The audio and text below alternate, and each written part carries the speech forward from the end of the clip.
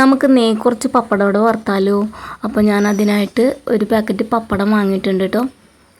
ഇതിൽ 12 പീസാണുള്ളത്. പിന്നെ കുറച്ച് പച്ചരി കുതിരാൻ ഇട്ടിട്ടുണ്ടായിരുന്നു കേട്ടോ. ഒരു അര ബൗള് പച്ചരി കുതിർത്ത് വെച്ചിട്ടുണ്ട്.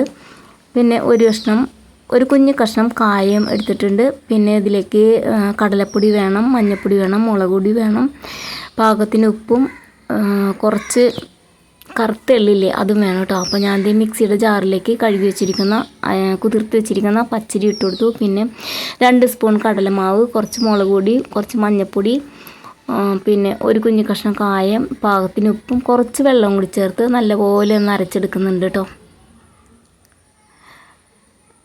പിന്നെ ഇത് വരച്ച മിക്സിയുടെ ജാറൊന്ന് കഴുകിയിട്ട് ആ വെള്ളം കൂടി ഒഴിച്ചു കൊടുക്കുന്നുണ്ട്.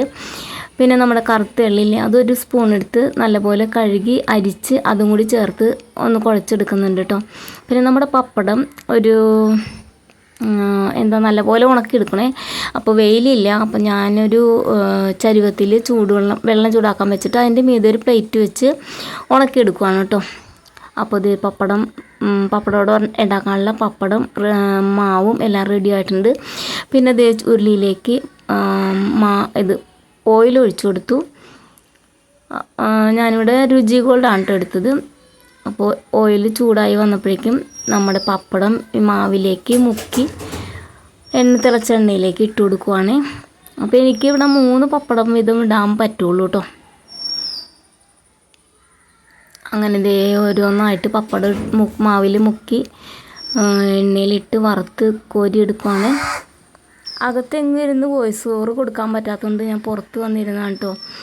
അകത്ത് പിള്ളേരുടെ കരച്ചിലൊക്കെ ഉണ്ട്. അപ്പോൾ ഒരു കാക്ക ഇരുന്ന് കരയുന്നു. അടുക്കള വശത്ത് വന്നിരുന്നാണ് കേട്ടോ വോയിസ് ഓവർ കൊടുക്കുന്നത്. അപ്പോൾ കാക്ക വന്ന് കരഞ്ഞുകൊണ്ടിരിക്കുവാണ്.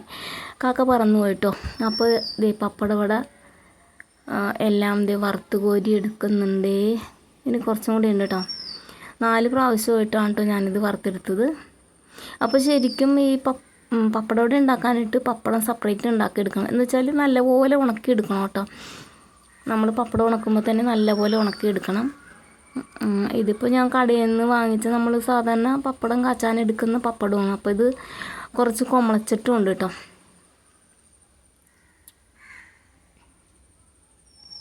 അങ്ങനെ ഇത് പപ്പടവട എല്ലാം വറുത്തെടുത്തിട്ടുണ്ട്. അപ്പോൾ ഞങ്ങൾ 4 പേരും കൂടി ഇരുന്ന് കഴിക്കുകയാണ് കേട്ടോ. 4 പേരെന്ന് വെച്ചാൽ ഞാനും മോനും കുഞ്ഞുങ്ങളും കൂടി കഴിക്കുകയാണെങ്കിൽ മോളപ്പുറത്തുണ്ട് കേട്ടോ. അവൾ വീഡിയോയിൽ വന്നില്ല. അപ്പോൾ വീഡിയോ ഇഷ്ടപ്പെട്ടെങ്കിൽ ലൈക്ക് ചെയ്യണം. അതുപോലെ എന്തെങ്കിലുമൊക്കെ അഭിപ്രായം ഉണ്ടെങ്കിൽ ഒന്ന് കമൻറ്റൂടെ ചെയ്യണേ. അപ്പോൾ ഇന്നത്തെ വീഡിയോ ഇത്രയേ ഉള്ളൂ. അടുത്ത വീഡിയോയിലൂടെ കാണുന്നവരെ ബൈ.